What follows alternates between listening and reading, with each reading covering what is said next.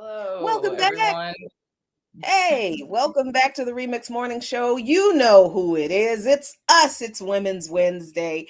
And we have another guest. We're so excited to be joined by the comrade Kim Miller. Welcome. Yeah. Great to be here.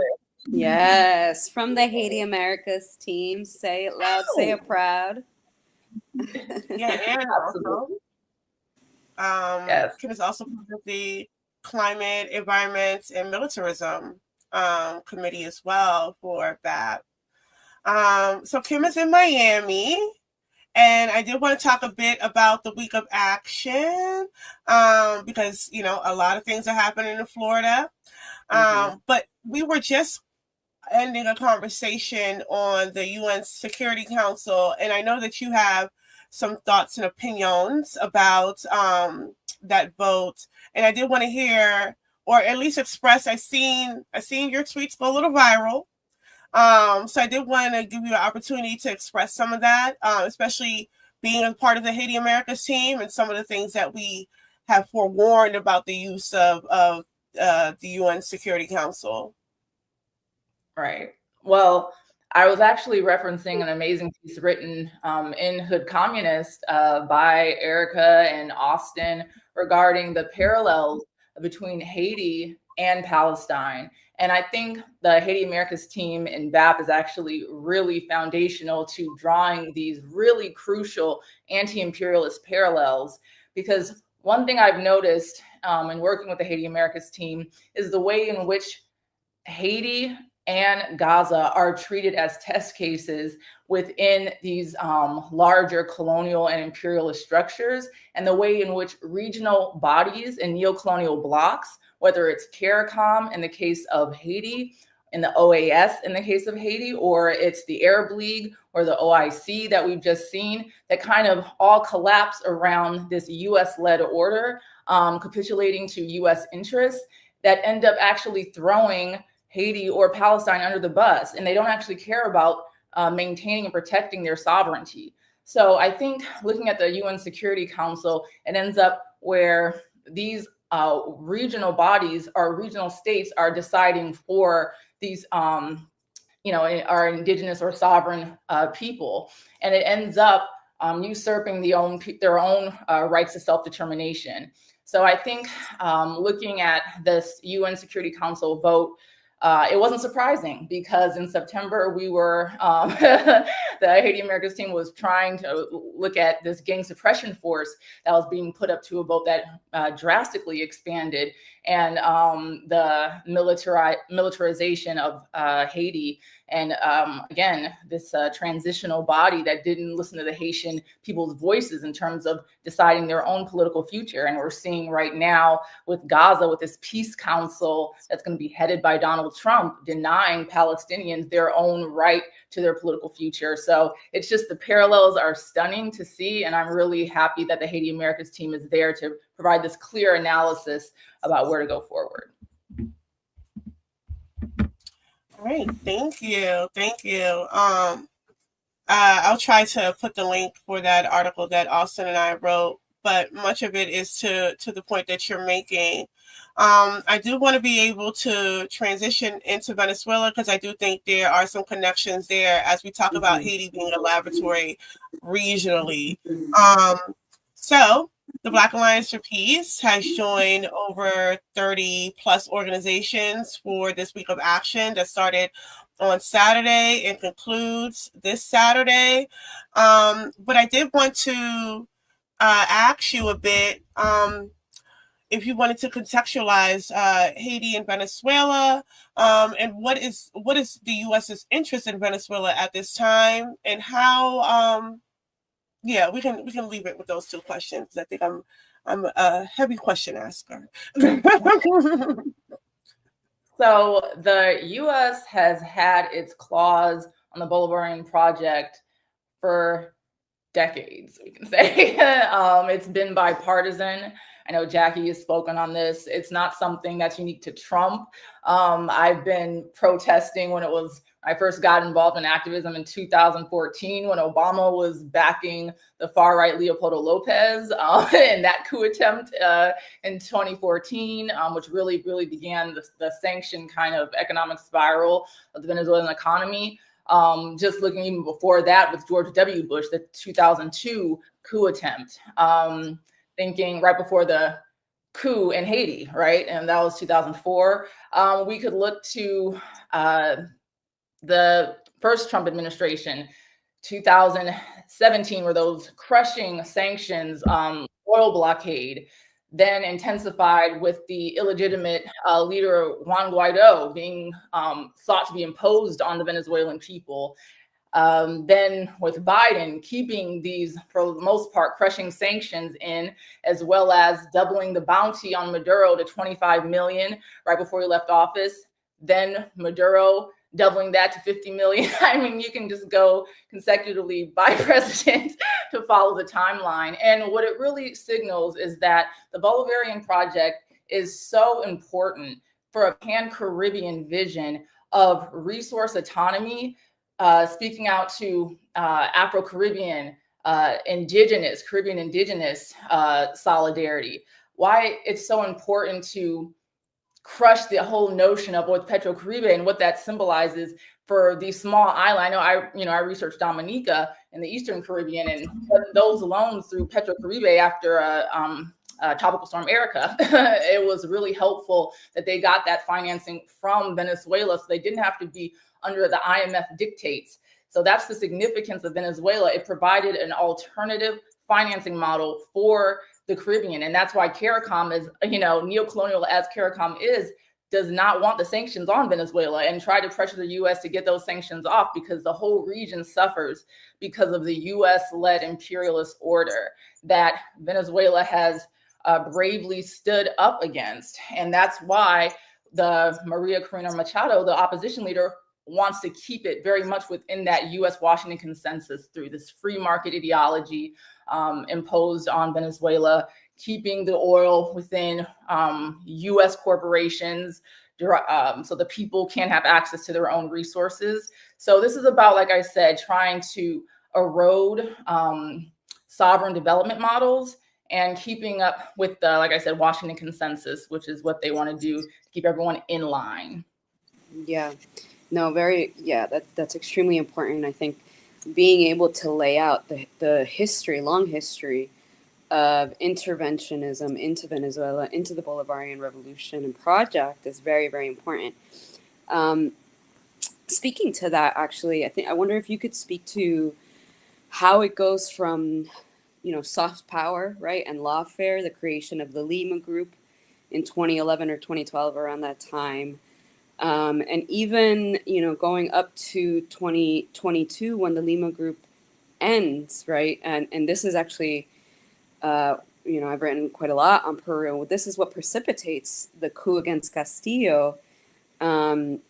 It's his former foreign minister, Héctor Béjar, a former guerrilla who fought in the agrarian revolution during the 60s in Peru, trained by Che Guevara, right? This, how dare this man end the Lima Group and reestablish relations with Venezuela? Who is this cholo, right? Get him out of here. So if you could speak to that process of how, right, like we go from lawfare, right, from trying to get soft power in the NGOs and USAID, right, to now outright war. Interesting. Yeah, well, I definitely think when you're referring to like lawfare, the ways in which I'm seeing how like narco labeling gets weaponized a lot, especially when it comes to like South America. I remember I was thinking about Evo Morales. He discussed when he was jailed as a labor organizer, he was like, oh, they were DEA agents, and the ways in which these ideas around who is, they're okay with, U.S. kind of backed leaders. This happened with Noriega in the 80s. He was their, strong man until he didn't play by their rules, and suddenly he's a narco dictator. And then that's what led to that invasion of Panama. So I was thinking about it in that sense, like the ways in which, these kind of labels around like narco dictator, narco terrorist now the ways in which the U.S. kind of plays within this war on drugs framework, now war on terror, to kind of keep ratcheting up its militarist aggression. So I think about lawfare in that sense. Like, you know, back in the 80s, I keep coming back to Noriega, thinking about the 80s and how, you know, they indicted him through like U.S. courts and how that was being used as a pretext. And now post 9/11, you don't even have to go through that route. You know, you can just label it as a terrorist organization. And then that becomes, like I said, an impetus to, we can go in and now invade, or, you know, so it's just the intensifying and escalatory nature, I think, that we're seeing over the past decades. Kim, I often wonder, how do you see the disconnect between what people in this country understand and what we are talking about? Like the fact that the United States is it's got to be the drug use capital of the planet. Because I don't, how do we survive this without some kind of help, right? And that's just kind of generally everybody. But then there is, you know, a serious medical issue of drug addiction that is not addressed in this country. There's no help for people who are subjected to drug addiction. They are, in fact, criminalized in this country. And that's the other end of this, the way that this label of narco-terrorism is used. Like, what do you say about the disconnect that exists, where people are basically, I don't see a whole lot of concern from people who are not anti-imperialists about the U.S. murdering Caribbeans, you know, under this claim, but at the same time, a lot of our families and friends are in prison, or are on the streets, or are close to it with no kind of help as the victims of real drug addiction that this country and this government is not addressing at all. Like, how do you see that, and how do you address that? Well, I feel like Maduro actually did a great speech this past weekend where he's like, you know, the U.S. has its own problems with millions of people battling with, you know, substance abuse and drug addiction and housing and affordability. And instead of focusing on like real, like, you know, rehabilitation or treatment options, they're choosing to focus on us and, you know, murdering people based off of, you know, just an accusation. And I thought that was a really excellent point of like driving home maybe to the American public who could hear, like, maybe that could wake them up, like, oh yeah, like he has a point, you know? And I think that that's why that terrorist label is so dehumanizing. Because I think when certain people hear, oh, terrorists, it's like, oh, well, they're not even a human. They're coming to kill me. And I think that that's one way that the propaganda machine works to, like I said, delegitimize and dehumanize Caribbean lives. And we've seen this, of course, play out in, you know, West Asia and like the wars that have been going on since 9/11, and the ways in which that becomes, like I said, a justification for endless U.S. militarism. So I do think that should connect to how we see our own, you know, problems and communities that are hurt by, you know, drug addiction, and also how we can like turn inward into more, you know, rehabilitative processes rather than reactive. So I thought that was a really like important point, and it's sad it has to come from the targeted states themselves, you know, and yeah, it'd be nice, but I think the work we're doing is trying to educate the public on this. Yeah. And I wonder if, no, go ahead, Erica. Okay, because I know my Wi-Fi is a little janky. But I was wondering, as you were talking about that, I was thinking about, you know, this administration and Biden's also attempting to blame China for the opioid epidemic that's here in the U.S. and using that as a means for foreign policy to go after China, or to even squeeze on Mexico, the bases that are being surrounding the Pacific coast now, that are being built across. There is this concerted effort around or rehashing a war on drugs playbook. It's looking very, very similar to Play in Colombia, especially with him attempting to take over the canal. So there's a lot happening with the U.S. But I did want to speak to the actions that are happening this week. I know that you are in the epicenter of Gasano activity. So if you wanted to speak to what is it like to organize in a city that is deeply Pan-American. There's lots of Latin American and Caribbean people there, but it's also highly reactionary.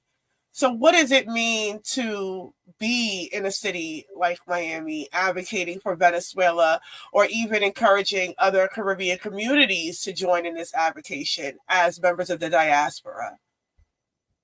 Well, that's an excellent question, and something I get asked a lot. And as someone who's lived here, I moved here in 2018 because I'm actually from Fort Lauderdale, which is not the same. But I moved here in 2018, and that was right when the coup attempt was happening in Nicaragua. And then there was the coup attempt in Venezuela. So, but back then there was a more robust U.S. out of Venezuela community here. And we were protesting pretty much every week against like Univision, Telemundo, because they were pushing a lot of like lies on Venezuela. And I was like, wow, people think that there aren't, anti-imperialists in Miami, and there definitely are. I have noticed that's been pretty much, I don't know, non-existent. I don't know if it's because of the political climate in Miami has just gotten far more right-wing in the past several years. The protest laws since 2020, since the George Floyd uprisings, they've gotten more stringent, with DeSantis in office. And I do feel like it's had a chilling effect a little bit. And that's why I'm, we have to be a little smart with how we're engaging certain actions. But I used to protest Southcom, many years ago. And now it's like, okay, you could definitely get arrested if you do that. There's just certain, activities that I felt like I could do before. It's a different climate now. And I'm trying to like navigate. We are trying to, like, anti-imperialist organizers down here are trying to be smart and also be, engaged in like how we move forward. So that energy is still here. And there's a lot of, like I said, like young Haitians down here that want to get active and involved. And that's why we're, I'm just love being a part of the Haiti Americas team, because, they're probably one of the, like, definitely like young Haitian leftists are a group that are very animated about like what's happening in their country and want to be involved.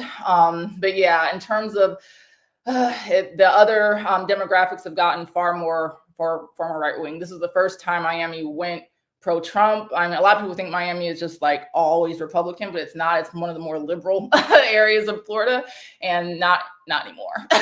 So it's been difficult. I've been trying to protest against, ICE collaborating with Miami-Dade County, with DeSantis and the threats against, anybody who doesn't, play ball with ICE. So it's been a lot, but I do think that, we're going to keep pushing back the way we know how, and keep fighting. So that's the plan.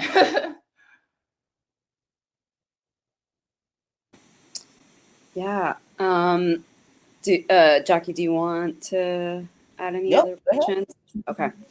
I wanted to maybe circle back to BRICS and China and Russia, right? And the role that the Caribbean particularly plays in the construction of a multipolar world, right? I think the last Haiti Americas team meeting, we were discussing the economic, aspect of all of this, right?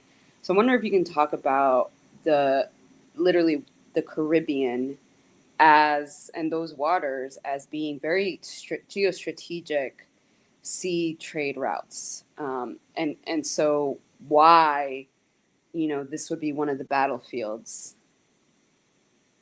Right. Yeah, well, I think I know Dr. Tamanisha John has written extensively on this, specifically the Western dependency, and kind of keeping the Caribbean in this place of kind of like why it is a battleground in terms of why the U.S. sees China like as a threat to their like geostrategic dominance. And I remember, when Trump had announced his tariffs, even you had leaders that don't even have diplomatic relations with the People's Republic of China, like St. Vincent and the Grenadines, was even saying like, hey, like, don't do these tariffs because this is going to cause, massive inflation for the islands just because of these shipping routes that like we all depend on. So because of importing. And I do think that's a great point in terms of like why China through the BRI, the Belt and Road Initiatives, can provide actual, like I said, physical infrastructure.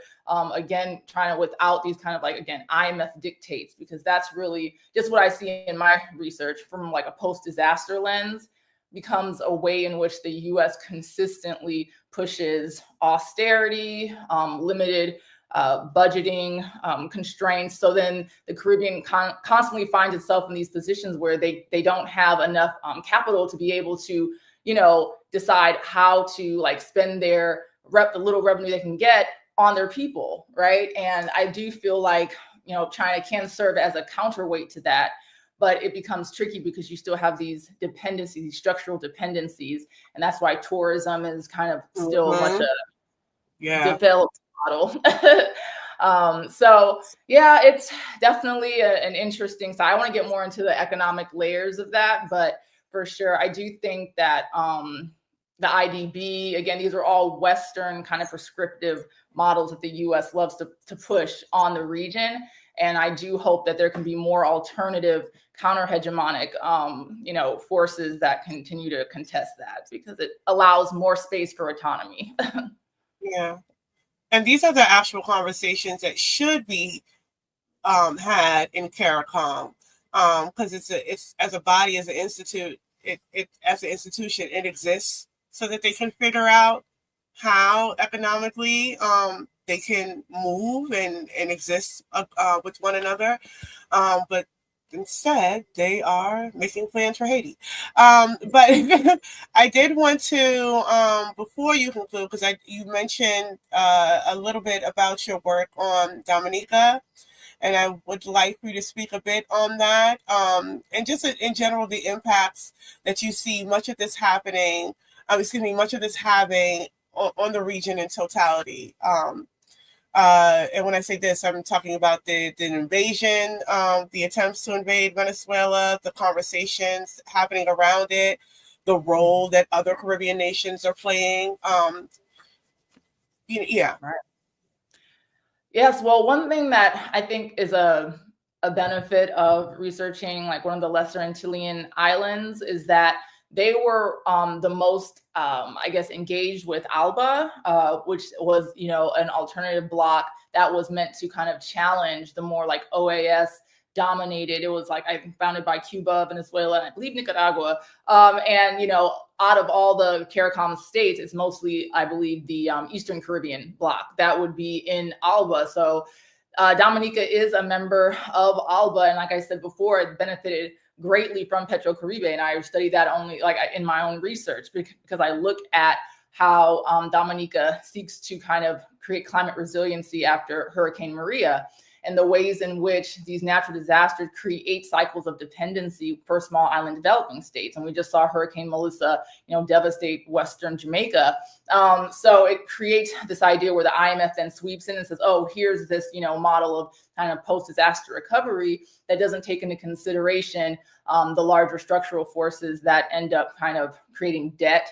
And then they have to, like I said, manage that within a very kind of confined kind of like mode of development. So I look at kind of ways in which they can navigate real sovereignty through an ecological lens. So that's what I was looking at specifically within like the indigenous community of the Kalinago, but which Chavez reached out to and gave a $10 million grant, which they really appreciated. So that to me spoke to how Chavez engaged indigenous communities in the Caribbean. And it just shows that, what Venezuela meant was beyond something just isolated. It was, like I said, a pan-Caribbean kind of movement. And, for all the issues that CARICOM has, Dominica, didn't recognize Juan Guaido back then. They were one of the first that didn't. They were one of the first to recognize Maduro's election in 2024.